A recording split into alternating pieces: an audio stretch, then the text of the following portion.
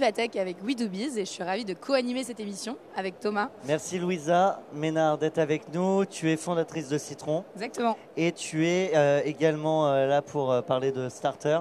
Exactement, on va parler des femmes dans la tech et de la diversité dans la tech. Exactement, avec nos trois invités. Un petit mot d'abord sur Starter. En fait, c'est pas bien, je te tourne le dos. Oh là. Si on s'était gamellé, ça aurait fait encore plus d'audience. Un mot du coup sur Starter, si tu veux bien.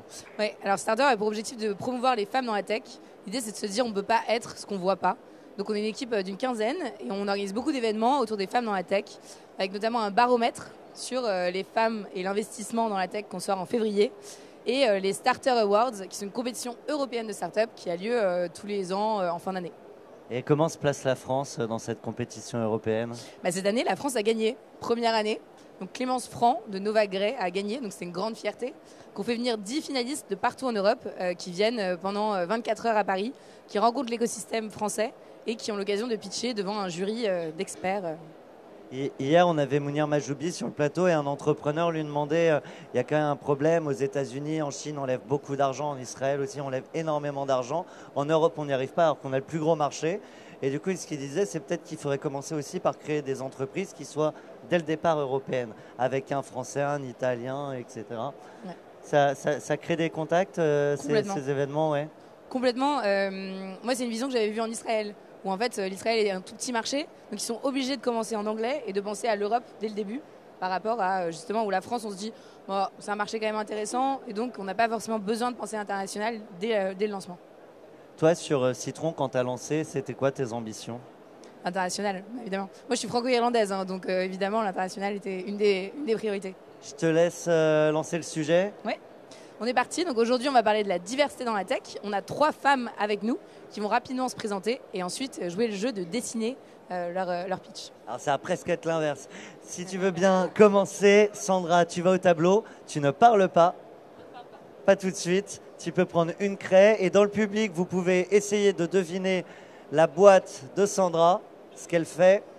Attention, la caméra est derrière toi, donc fais en sorte qu'on puisse voir ton dessin et nous aussi. C'est pas évident, c'est parti. 30 secondes. Un bonhomme. Un livreur, un enfant, une petite fille, un cartable. Une tablette. Une tablette, je réponds. Elle va à l'école. Elle va à l'école, on me dit dans le public. Je ne vois rien du tout. Dans une maison. C'est un cartable connecté. J'essaye des choses. Non, c'est ça ? Pas encore. Il y a des suggestions. On était sur le cartable connecté. École. Une appli pour apprendre. Une appli pour s'organiser, organiser les devoirs. Non. Alors écoute, tu peux te rasseoir. Une appli pour rentrer à la maison. Alors je te propose de t'installer, de prendre un micro et de nous dire ce qu'est, parce qu'on le voit, Kids Care, c'est sur ton t-shirt. KidsCare, c'est une application web et mobile complètement sécurisée qui va permettre aux mairies, aux écoles du premier degré, c'est-à-dire maternelle et primaire, et aux parents, de leur simplifier la vie au travers de la dématérialisation de toutes les démarches administratives et de la communication école-parent. C'est l'application qui regroupe le scolaire et le périscolaire et qui va permettre de recréer des liens entre les parents et l'école. Toi, tes clients, du coup, c'est les administrations. Oui, nos clients, ce sont les mairies et les écoles publiques ou privées. Toi, t'es maman et t'as vécu cette expérience ou... Exactement. Donc, je suis maman d'une petite fille et un concours de circonstances, elle était au CP, donc pas 6 ans, et elle s'est retrouvée par erreur hors de l'école. Donc, heureusement, tout s'est bien passé, voilà. Au début, je pensais être la seule à vivre ce genre de cas, et en fait, on se rend compte, en regardant un peu sur Internet, que malheureusement, ça arrive très, très souvent. Et il faut en vouloir à personne. C'est parce qu'aujourd'hui, on gère tout en papier. Donc, dès que vous voulez communiquer vis-à-vis de l'école, vous devez écrire des petits mots que les enseignants vont passer aux responsables périscolaires et ainsi de suite, et ainsi de suite. Donc, c'est normal qu'il y ait des erreurs. Et donc, nous, ce qu'on veut, c'est apporter de la flexibilité et en même temps garantir la sécurité de nos enfants. Beau projet. On va passer à Stéphanie. Tu peux prendre la craie, exactement. Tu peux effacer. Alors attention, on peut essayer de jouer dans le public. On répétera ce qu'on entend. C'est parti. 30 secondes. Un scooter. Non, je vois pas. Une trottinette. Trottinette. Vélo électrique. Livraison, j'entends dans le public. Ding. Je suis fatigué. Il y a Postier, personne à la colis, maison. livraison. C'est la petite boîte comme pour les chats? Non? Ça va chez le voisin parce qu'il n'y a personne à la maison.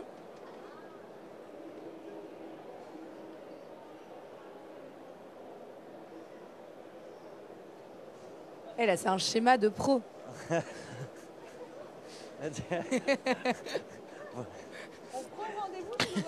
Mais du coup, qu'est-ce qui se passe dans la vie de ce voisin? Il prend ton colis. Il récupère ton colis, ton voisin récupère ton colis. On a tout bon? Ah bah en Parfait. fait, on aurait Bravo. pu s'arrêter il y a 10 secondes, ils avaient déjà trouvé. Bravo, Bravo. bravo. Alors du coup, Stéphanie, raconte-nous. Donc, je suis Stéphanie, je suis porteuse du projet Acola, qui est un projet d'intrapreneuriat du groupe La Poste. Et donc, l'objectif, effectivement, c'est de pouvoir créer un réseau de particuliers qui puissent réceptionner les colis des voisins absents lors du passage du livreur. Voilà.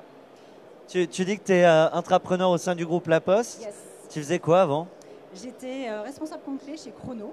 Et en fait, La Poste nous permet de pouvoir participer à un concours d'idées qui s'appelle 20 projets pour 2020, qui a été initié par Philippe Val, qui est le président de La Poste, pour accompagner la transformation des métiers de La Poste. Et donc, il a été sélectionné. Et voilà, en 2016, donc ça fait 1 an que je suis détachée à 100% sur ce projet.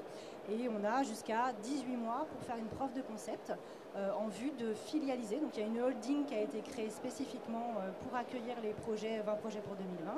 Donc on peut filialiser et devenir boss de sa propre start-up au sein de La Poste. Donc, tu as déjà une équipe ou pas encore ou c'est... Alors en fait, je travaille avec 2 femmes aussi. On est une équipe 100% féminine. Donc je suis avec Alice et Cynthia. Donc Cynthia, elle nous a rejoint il y a peu de temps. C'est une stagiaire qui est issue du master ESCP Innovation et Entrepreneuriat. Et Alice, qui est avec moi, qui avait participé à toute notre phase de recrutement en porte-à-porte, parce que nous, on a commencé comme ça, et qui est top. Et donc, je l'ai prise avec moi sur le projet. Donc, elle va m'accompagner jusqu'au comité d'investissement, en fait. On va passer à Virginie. On aura évidemment plein de questions sur vos boîtes, vos parcours, mais on aime bien le dessin. C'est le moment. Alors, je ne vais pas jouer, enfin, je vais essayer. C'est plus fort que moi, mais elle a hacké hier. Enfin, c'est moi qui l'ai fait hacker d'ailleurs. L'émission avec d'ailleurs le directeur innovation du groupe La Poste qui était là, Philippe Mielik. Allez, c'est parti, Virginie. Je ne joue pas.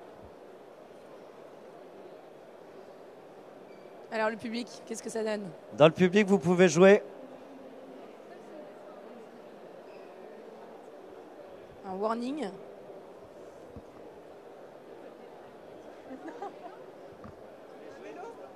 Un vélo? Une sonnette de vélo?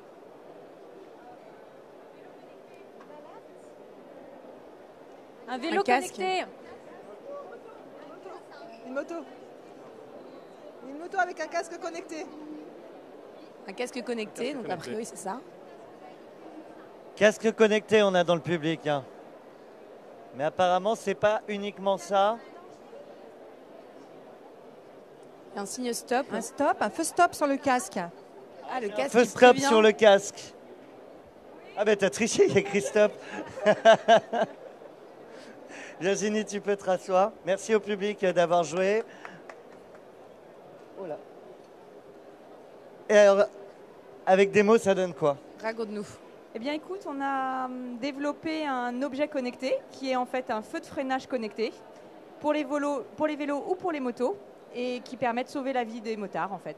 Pour faire simple, qui détecte à la fois ton freinage et qui te rend visible sur les routes, mais qui peut aussi, en cas de chute, alerter tes proches ou alerter des plateformes d'assistance et de secours. Ça s'est lancé au CES, hein, c'est ça? On l'a lancé, le produit moto, on l'a lancé il y a 1 an, enfin en 2017 au CES, le produit vélo, donc on l'a lancé au CES 2018. Et oui, et on est content parce que ça plaît beaucoup beaucoup vraiment à la fois en B2B, en B2C. Donc on a des bons échos pour le moment. Voilà. T'es entrepreneur, intrapreneur? Oui, tout à fait.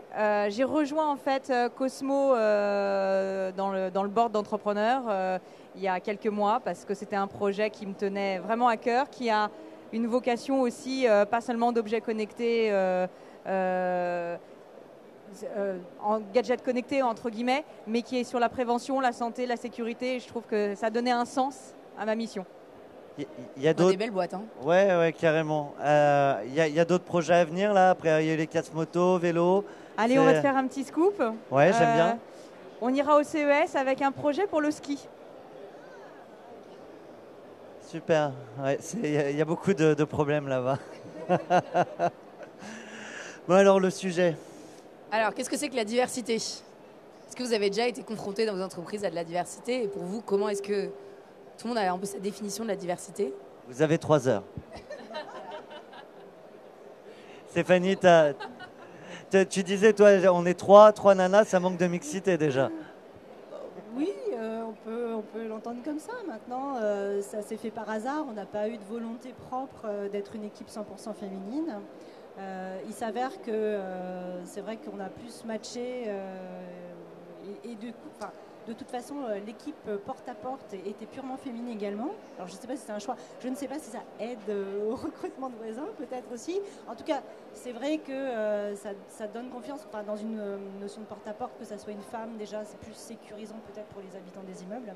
Oui, c'est vrai. Que, voilà, nous, en plus, on avait la caution confiance de la marque La Poste parce que tout le recrutement, on l'a effectué effectivement en tenue de facteur. Donc c'est vrai, quand on allait voir les gens dans les immeubles en étant des femmes et en étant habillés en facteur, en disant qu'on était un projet porté par La Poste, c'est vrai que ça rassurait beaucoup plus les gens. Et puis pour Cynthia, en fait c'est elle qui est venue nous voir parce que dans le cadre de son master, elle avait pensé également à cette idée-là. Et en faisant son étude de marché sur ce qui était déjà existant, elle nous a trouvés et elle nous a appelés et on a dit mais viens avec nous.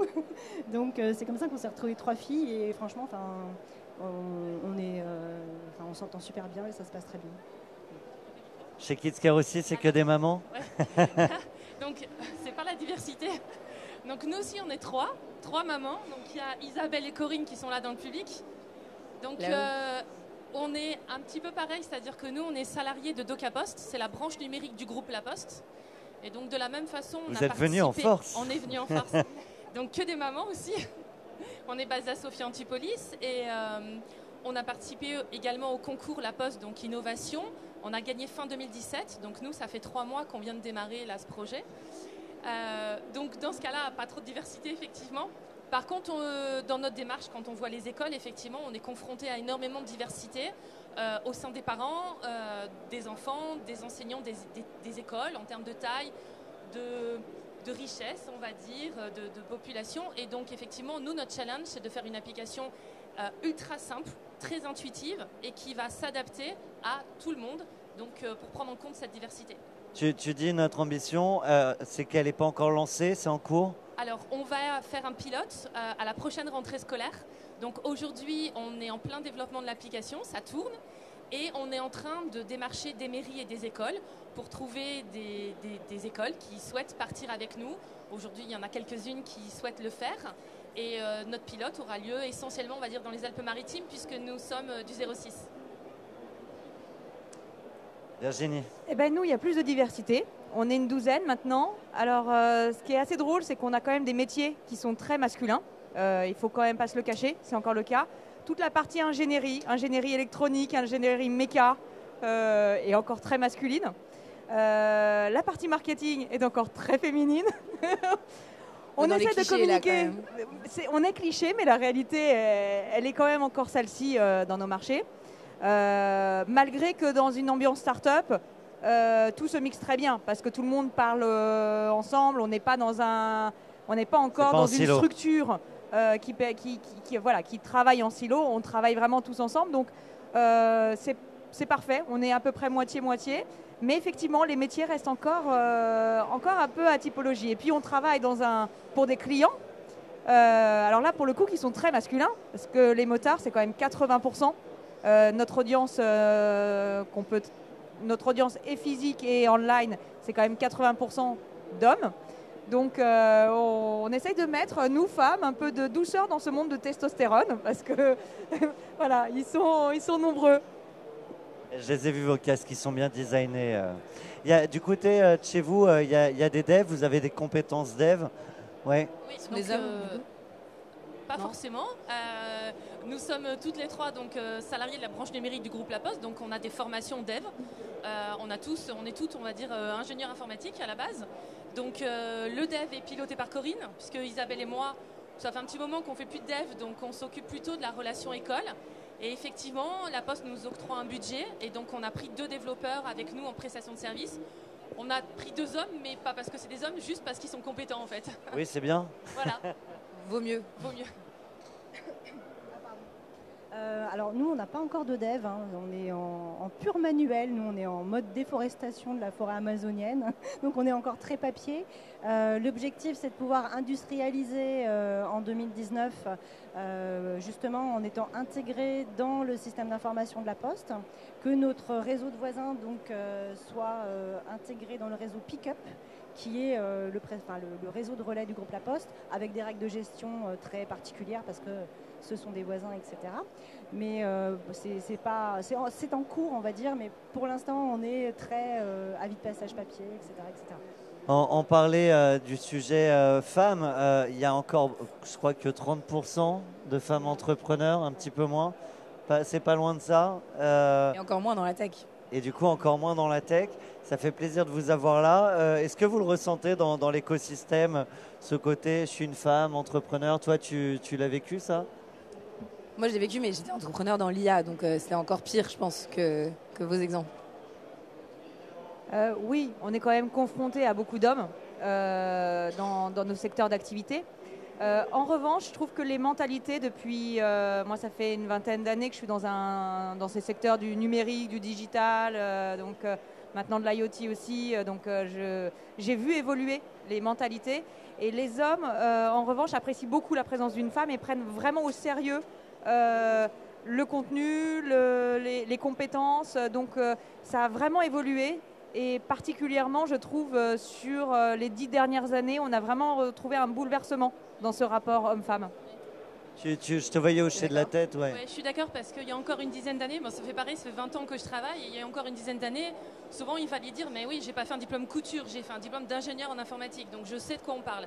Maintenant, ça commence effectivement à se tasser, et c'est peut-être même un avantage parce que nous, on est une équipe de 3 femmes, et souvent, peut-être on se fait un petit peu plus remarquer parce qu'on est 3 femmes au milieu d'un monde d'hommes. Donc on arrive aussi à tirer notre épingle du jeu grâce à ça. Pas grand-chose à rajouter par rapport à ça, mais par contre, ce dont je peux parler, c'est de l'implication citoyenne, parce que là, pour le coup, aujourd'hui, on est en test dans 3 zones géographiques, 2 arrondissements de Paris et le 92. Et je dois dire que c'est assez équilibré, on va dire, parce qu'on a 215 voisins avec qui on travaille. Et dans ces 215 voisins, qui sont complètement bénévoles, hein, donc on a autant de femmes, d'hommes, peut-être un tout petit peu plus de femmes, mais c'est vrai qu'on a aussi des hommes qui sont très impliqués et qui sont aussi dans le rendre service, dans le don, quoi, en fait, pas forcément. Donc c'est...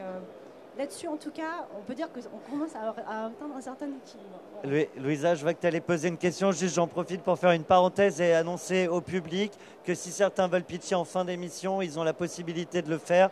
Vous vous faites connaître à nos équipes à l'entrée et on vous fera pitcher d'ici quelques minutes. Je te laisse poser ta question. Non, la diversité dans la tech et dans l'entrepreneuriat un peu en général, ça a été prouvé d'ailleurs que ça montre des meilleurs résultats et que les entreprises en général surperforment grâce à la diversité. Et diversité des sexes, des nationalités, de tout, etc.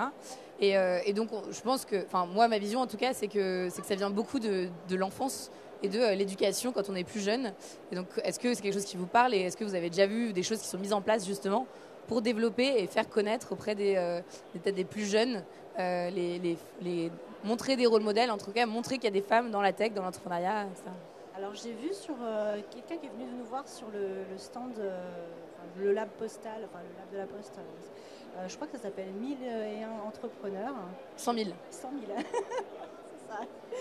Et donc c'est une femme qui est venue me voir justement et je trouve que leur démarche est très cohérente, enfin très vertueuse. Juste peut-être pour expliquer ce que c'est. Alors justement, pour expliquer ce que c'est, m'a-t-elle expliqué que justement il faisait appel à des entrepreneurs pour aller pitcher dans les écoles, pour expliquer aux écoliers qu'on peut devenir entrepreneur même si au départ on n'est pas bon forcément à l'école ou que on ne sait pas bien dessiner ou que on comprend rien à l'électricité, tout ça. On peut finir par faire des pitchs en dessin chez Widow. On peut finir par faire des pitchs.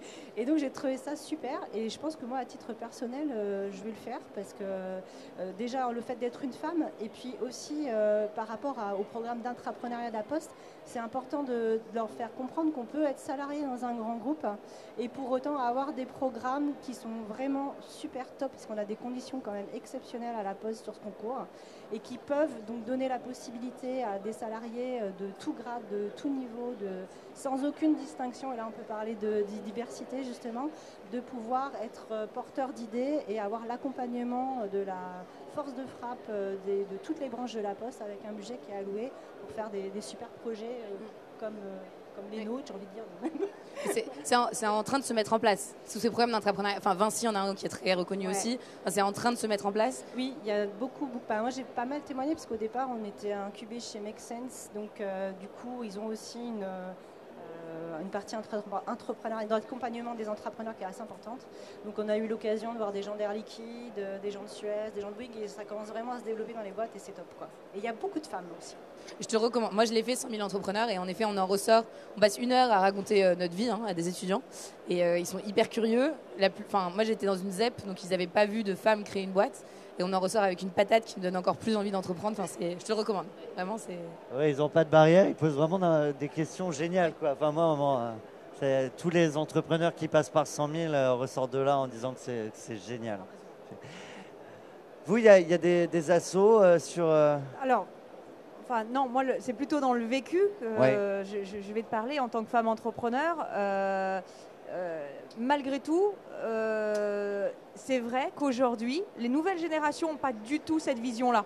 Eux ne se posent pas la question parce qu'en fait, ne serait-ce que déjà dans la gestion de la vie quotidienne, les nouvelles générations, c'est le partage des tâches dans un couple. Ils ne se posent pas cette question-là. J'ai un peu plus de maturité, on va dire, que pour pas donner mon âge. Mais voilà, globalement, aujourd'hui, dans nos générations, c'est un peu plus compliqué parce qu'être entrepreneur, c'est mener de front 3 vies en même temps.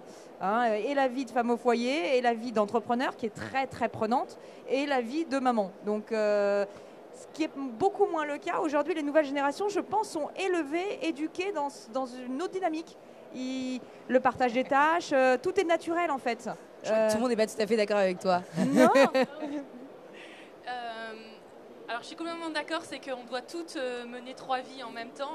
Nous c'est le cas de toutes les 3, on est maman, donc il faut s'occuper de nos enfants, un petit peu des maris quand même, de la maison, du boulot, et puis de notre vie à nous, parce qu'il ne faut pas l'oublier. Mais moi, je pense que c'est pas quand même complètement gagné pour les générations à venir parce que moi, j'ai une petite fille, Julia, de 7 ans. Et encore à l'école, en fait, aujourd'hui, on le voit au travers des jeux, au travers de tout, de l'éducation. Il y a encore beaucoup, t'es une fille, tu fais ça, t'es un garçon, tu fais ça. Et moi, souvent, je lui dis, mais non, tu peux tout faire. C'est pas parce que t'es une fille. La dernière fois encore, il y a quelqu'un qui m'a dit, t'es une fille, tu joues pas au foot. Je lui ai dit non, si tu as envie de jouer au foot, tu vas jouer au foot, il n'y a pas de raison. Donc oui, je pense qu'on a fait beaucoup de progrès, mais je pense que c'est pas Il y a toujours du travail, il y a toujours du travail. Il y a du boulot. Je vois qu'on a une start-up qui est prête à pitcher, qui nous rejoint. Vous jouez avec nous? On devine ce qu'il fait. Bonjour Grégoire. Bonjour, ton prénom t'as dit? Grégoire, je crois. Grégoire. Enchanté Grégoire, ne nous dis pas ce que tu fais. On va le deviner. Allez, attention.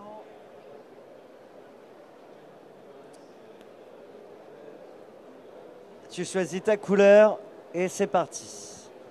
Dans le public, vous pouvez essayer de jouer, de deviner le projet, la boîte de Grégoire. Une chaise. Une chaise connectée. Une couronne. Un éclairage. Ah, une enceinte. Une Un enceinte.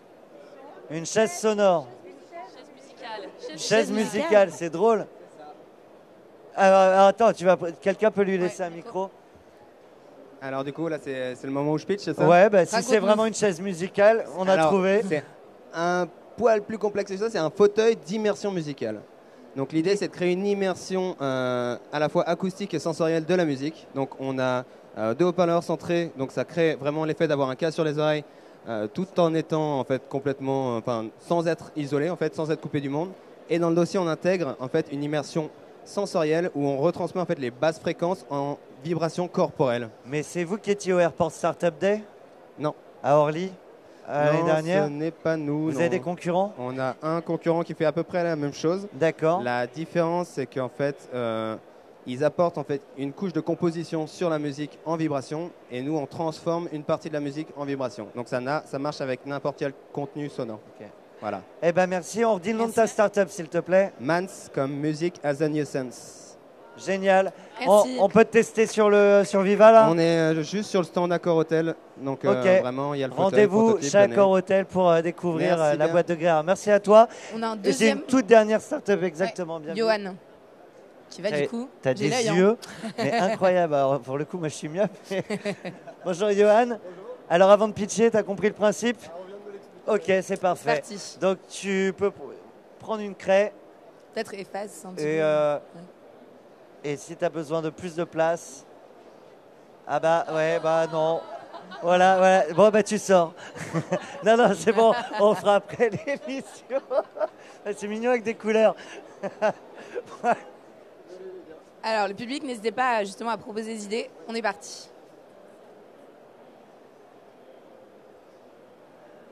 Un casque. Bah, dans le micro, Virginie. Une voiture. Une voiture. Un chariot. Je sais pas. Bon, là. Bonhomme. Un bonhomme. Oh, il est pas très Pas content. content. Un robot. Oh, un robot. Un robot féminin. Un robot content, un robot pas content. Un robot qui dort. Il est content Bon. quand il Ah, dort. ça sert à rien, un robot qui dort. Ah. Voiture Non. autonome. Ah non, c'est un lit. Il Ah. prévient des accidents. Ok. Attends, tu pas t'endors pas au s'endormir au volant. volant? Des lunettes qui Alors, vont faire en sorte que hop, tu t'endormes attention, pas au volant. 5, Des 4, lunettes qui t'aident à détecter 3, des obstacles. 2. Alors maintenant, tu prends un micro Et et t'as raconte-nous. 15 secondes pour pitcher. Donc c'est bien des lunettes, c'est les lunettes que je porte. Donc c'est des lunettes connectées qu'on a conçues vraiment pour être comme des lunettes traditionnelles. Donc c'est un peu le chaînon manquant, on va dire, entre la lunetterie traditionnelle que à peu près un tiers des personnes ont sur le nez, 70% en auraient besoin s'ils suivaient les recommandations des organismes de santé. À l'autre extrémité du spectre, on a les Google Glass, tous les trucs, les lunettes de Snapchat, etc., qui sont, faut bien l'avouer, pas des vraies lunettes. Et nous, on s'est dit, bah, y a un chaînon manquant là-dessus. Donc aussi, on va faire des lunettes classiques, donc une vraie collection, 5 formes qui sont dessinées par un designer qui a fait par exemple les lunettes Stark pour Mikli. Donc il va vous faire des vraies lunettes et dans lesquelles on va être de l'électronique. Donc là-dedans, on a des capteurs, je ne sais pas combien de temps j'ai. 10 Très peu. secondes. Des capteurs qui vont permettre donc de mesurer les clins d'œil et de détecter quand on s'endort au volant. Et Ça, c'est fabriqué en France. Ouais. Tu peux dire le nom de la boîte? donc c'est LC. Ce sera vendu dans les 1200 magasins Optique 2000 de France Bravo. au Wow. prix de 289 € en septembre. Merci. Ouais, Johan, on te retrouve sur le stand là-bas, c'est ça? T'es où? Donc juste derrière là, le J345. Ok. Si vous voulez eh ben, passer voir et rendez-vous essayer sur les la tech. lunettes, on peut vous faire des Je vais me petites faire démos. engueuler par les équipes, mais j'ai une toute dernière start-up à faire passer qui nous vient du Maroc, je crois. C'est ça? Tu connais le principe, 30 secondes pour dessiner ton pitch et après tu pourras pitcher. On va essayer de deviner ce que tu fais. Tu peux choisir. Tu parles pas en même temps que tu dessines. 30 secondes pour qu'on devine et ensuite 1 minute de pitch. Merci Johan.